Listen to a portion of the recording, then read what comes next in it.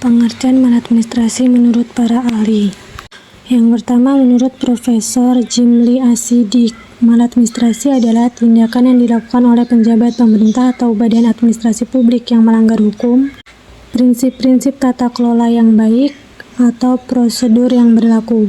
Yang kedua, menurut Profesor Renal Kasali, mendefinisikan maladministrasi sebagai ketidakmampuan atau kegagalan dalam menjalankan tugas-tugas administratif yang diemban oleh pemerintah atau badan administrasi publik yang berdampak pada penyimpangan, penyalahgunaan kekuasaan, dan kerugian bagi masyarakat.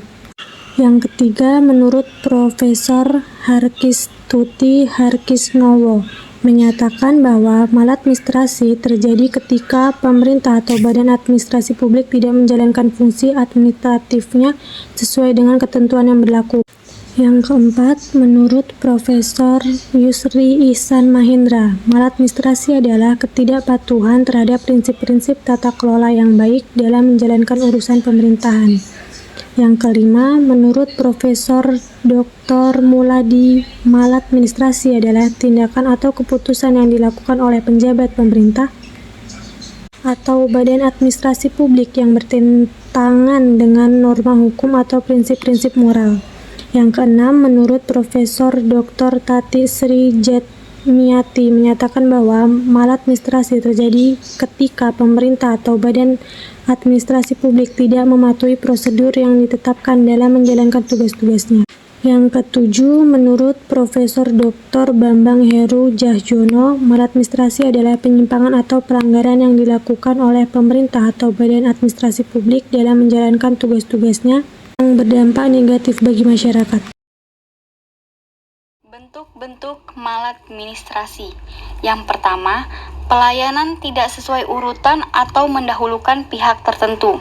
Artinya, dengan sengaja mempersingkat jangka waktu pendaftaran dalam penerimaan pegawai tetap, sehingga hanya orang-orang tertentu yang sudah dipersiapkan yang memiliki peluang besar. Tindakan ini merupakan maladministrasi dalam bentuk diskriminasi, yaitu pemberian layanan secara berbeda. Yang kedua, memperpanjang atau memperpendek prosedur dalam penyimpangan prosedur. Artinya, penyelenggaraan layanan publik yang tidak sesuai dengan alur atau prosedur layanan. Yang ketiga, pungutan di luar ketentuan. Artinya, perbuatan melampaui wewenang, melawan hukum, atau penggunaan wewenang untuk tujuan lain dari tujuan wewenang tersebut dalam proses pelayanan publik. Yang keempat, penyelesaian layanan tidak tepat waktu.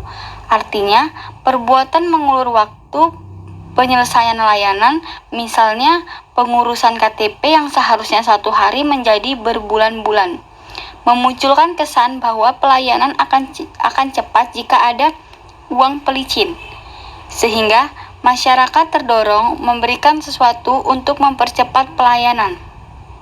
Yang kelima, tidak ada tanda terima atas pembayaran.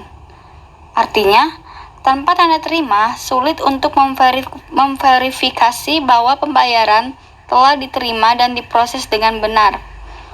Yang keenam, mempersulit. Artinya, keberpihakan dalam penyelenggaraan layanan publik yang memberikan keuntungan dalam bentuk apapun kepada salah satu pihak dan merugikan pihak lainnya, atau melindungi kepentingan salah satu pihak tanpa memperhatikan kepentingan pihak lainnya. Yang ketujuh, persyaratan pelayanan tidak jelas atau tidak sesuai ketentuan. Artinya, dalam proses pelayanan publik ada tahapan kegiatan yang dilalui untuk mendapatkan pelayanan publik yang baik. Namun, dalam proses pelayanan publik seringkali terjadi pejabat publik tidak mematuhi tahapan yang telah ditentukan dan secara patut, sehingga masyarakat tidak memperoleh pelayanan secara baik. Yang ke-8, tidak memberikan pelayanan. Artinya, pelaksana layanan tidak mengerjakan permohonan atau permintaan layanan padahal masyarakat sudah melengkapi semua persyaratan yang diberikan atau diperlukan. Yang kesembilan, tidak kompeten. Artinya, pelaksana layanan publik memiliki kualifikasi yang tidak sesuai dengan tugas dan fungsi pelayanan publik, atau menugaskan petugas yang tidak sesuai kompetensi untuk melaksanakan tugas atas perintah atasan secara langsung. Yang terakhir atau yang ke-10, bersikap tidak sopan. Artinya, pelaksana layanan bertindak secara tidak wajar, tidak sopan, atau tidak pantas.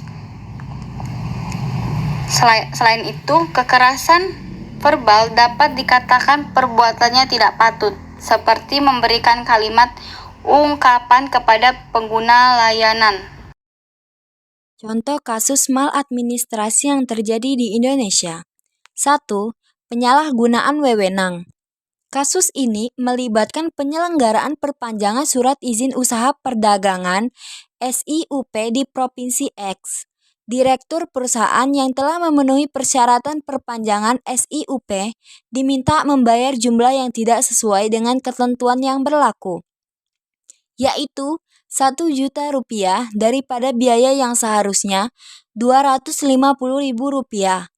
Setelah pelaporan ke Ombudsman RI, kasus ini diselesaikan dengan Kepala Dinas Koperasi, UMKM, dan Perdagangan Provinsi X mengirimkan perpanjangan SIUP tanpa memungut biaya tambahan yang tidak sesuai dengan ketentuan.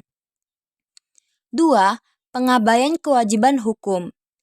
Kasus ini melibatkan dugaan penyimpangan dalam pengangkatan pejabat struktural setingkat eselon 3 di Departemen Kebudayaan dan Pariwisata.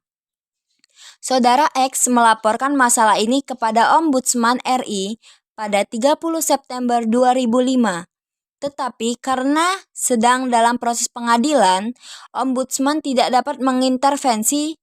Namun, surat tembusan dari Ketua Pengadilan Tata Usaha Negara Jakarta kepada Sekretaris Jenderal Departemen Kebudayaan dan Pariwisata menunjukkan bahwa putusan pengadilan telah mengabulkan gugatan Saudara X dan memerintahkan pengembalian status dan posisi Saudara X sebagai pejabat struktural setingkat eselon 3.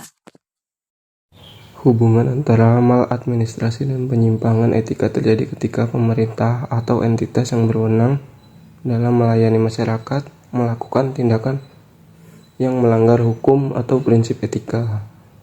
Maladministrasi mencakup perilaku melanggar hukum dan etika dalam administrasi pelayanan publik, seperti penundaan berlarut, penyalahgunaan wewenang, dan diskriminasi.